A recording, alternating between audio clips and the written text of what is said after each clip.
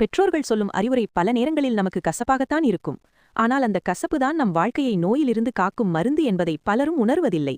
அப்படி ஒரு பாடம்தான் காவ்யாவின் வாழ்க்கை. சென்னையில் ஒரு புகழ்பெற்ற கல்லூரியில் 2ஆம் ஆண்டு படித்து வந்த காவ்யா நடுத்தர வர்க்க குடும்பத்தில் செல்லமாக வளர்ந்தவள். அவள் தந்தை தன் மகள் கஷ்டப்படக்கூடாது என்று உழைத்து சேர்த்த பணத்தில் அவளை படிக்க வைத்தார். ஆனால் காவ்யாவிற்கு ஆடம்பர வாழ்க்கையின் மீது ஒரு தீராத ஆசை இருந்தது. கல்லூரியில் அவளுடன் படித்த ஸ்வேதா என்ற தோழி ஆன்லைன் மூலம் பகுதி நேர வேலை செய்து கை நிறைய சம்பாதிக்கலாம், பெற்றோரிடம் காசு கேட்க வேண்டிய அவசியமே இல்லை என்ற ஆசை காட்ட காவ்யாவின் தடம் மாறத் தொடங்கியது.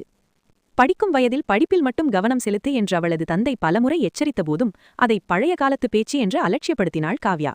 பெற்றோர்களுக்கு தெரியாமல் ஒரு செயலியில் ரகசியமாக முதலீடு செய்தாள். ஆரம்பத்தில் சில ஆயிரங்கள் லாபமாக வரவும் பேராசை அவளை ஆட்கொண்டது.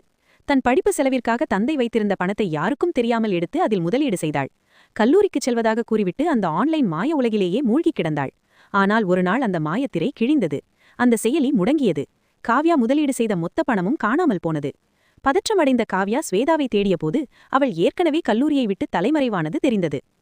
அடுத்த சில நாட்களில் காவ்யாவின் வாழ்க்கை நரகமானது. செமஸ்டர் தேர்வுகளில் தோல்வியடைந்தாள். பணத்தை இழந்த பயமும் பெற்றோரை ஏமாற்றிய குற்ற உணர்வும் அவளை தூங்கவிடவில்லை.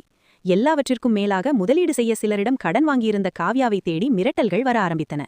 ஒரு மாலை நேரம் கடன் கொடுத்தவர்கள் வீட்டு வாசலில் வந்து சத்தம் போட உண்மையை அறிந்த காவ்யாவின் தந்தை அதிர்ச்சியில் நெஞ்சுவலியால் சரிந்து விழுந்தார். காவ்யா கதறி அழுதாள். ஆனால் காலம் கடந்துவிட்டது. அவள் நினைத்த சொகுசு வாழ்க்கை கிடைக்கவில்லை. மாறாக தந்தையின் உடல்நலக்குறைவு, பெரும் பண இழப்பு, கல்லூரி படிப்பில் தடை என அவளது எதிர்காலமே கேள்விக்குறியானது.